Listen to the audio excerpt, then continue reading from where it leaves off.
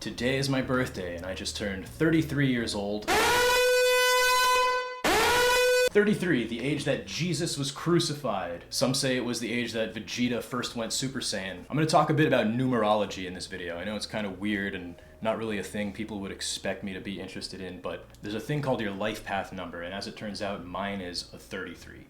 And 33 is supposed to be like the rarest one, and it's supposed to represent the master teacher who basically embodies this path of helping others through expression or education through like artistic means. And it's just kind of a happy coincidence that when I'm turning 33 is around the same time that I'm starting to do the YouTube stuff. And not only that, but there's other numerological stuff kind of lining up, you know? It's 2026. 2026 reduces to a 1. Like if you add all the numbers together, 2 plus 2 plus 6, it adds up to 10, which is a 1. That's supposed to symbolically represent like a new cycle, 1 to 9, and then back to 1 again. Now I can hear you already being like, bro, you don't believe that shit? That shit's not real, right? Well, let me tell you something. Let me tell you something, brother! Part of the way we experience life and understand the world is by assigning meaning to different events, right? We have holidays and rituals that we celebrate that if you go far back enough in history, you could realize that they're just based on natural phenomenon. Like traditions like Christmas are kind of loosely grew out of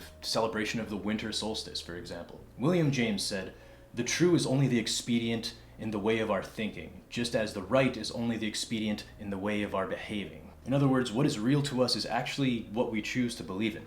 It's possible that you and me, two different individuals, could experience the same coincidence or the same little event, and to me it may not be significant at all, but to you it might be of profound importance. You know, the way you notice your partner says something to you, which they don't even think is important, but it makes you break down crying because it's significant to you in some way relating to your past experiences or something like that, or just your very nature. This is a big part of how we go through life as humans, right? But when you're aware of this phenomenon, you can consciously choose to assign meaning to things. Let me explain, I'll go deeper with this concept. You go back to ancient Greece, right? You had Athens and you had Sparta. These were both Greek city-states, you know, they were the same race of people, the same culture, same part of the world. They believed in the same pantheon of gods, generally, but they emphasized different gods. Athens, their patron deity was Athena, right? The goddess of wisdom. And Sparta, they worshipped more like Ares or Artemis, you know, the god of war, god of hunting and stuff like that. Now you could argue, oh, Athena isn't real, Ares isn't real, you know, all these gods are just fake, they never existed. That may be so, maybe they're not real, but does that change the fact that Sparta was renowned throughout history for their military prowess and for the discipline of their people? Think of 300, the Battle of Thermopylae. That was a real thing that happened. And does that change the fact that Athens was kind of the birthplace or the hub of democracy and philosophy? Athens gave us Aristotle and Plato. And so you can say like these gods weren't real, but they were real enough to have a real tangible effect in the real world. These two city-states, culturally, they emphasized different gods and they got different results out of it.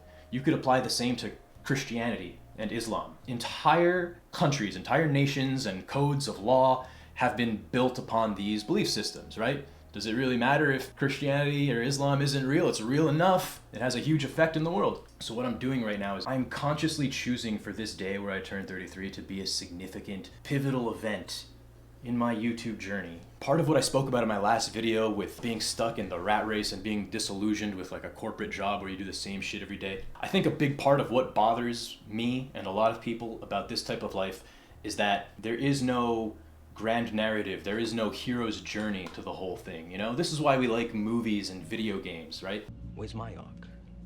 We want to have a fucking compelling, whimsical narrative to our life. And so what I'm attempting to do with this channel, and you can follow along my journey and see how it goes, I'm going to try to mold my life into being something like that. I'm choosing right now to believe that cosmically, this is a pivotal moment. I'm turning 33. My life path number is 33, the master teacher. I'm going to be doing my master teaching stuff through this YouTube channel. 2026, the start of a new cycle. Clearly all the signs are there saying I'm going to be successful with YouTube, right? Even in the Chinese zodiac, it's going to be the year of the fire horse, right? The Chinese New Year is like next week or something. It's supposed to be a period of high energy and like rapid change and all this like fire energy and shit like that. Let's fucking go, dude. Right? Let's fucking go. That's what's happening. Stay tuned to see what happens.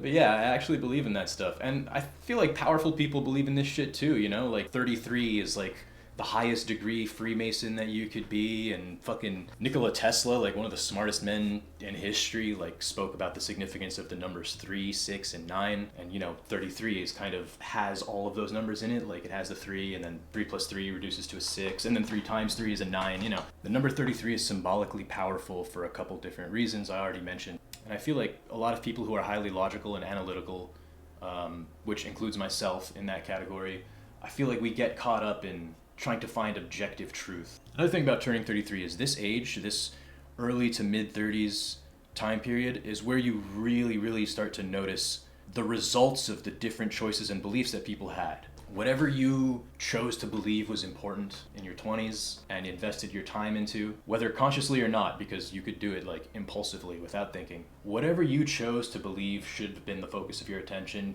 now is when I feel like you really start to see the fruits of your labors. And it really ties in with the whole subjective truth belief stuff that we were talking about. At this age, you start to hear people say, oh, I'm old now. Oh, of course I'm gonna have back problems and have to go to bed early. I'm such a fucking old fuck. I'm not able to be athletic like I used to. I can't just play music in a rock band anymore. I'm too old for that. It's too late to start a business. Everything has been done. Everything's oversaturated. AI is here. No.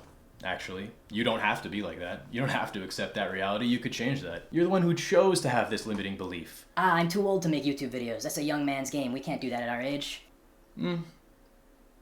Let's find out if that's true.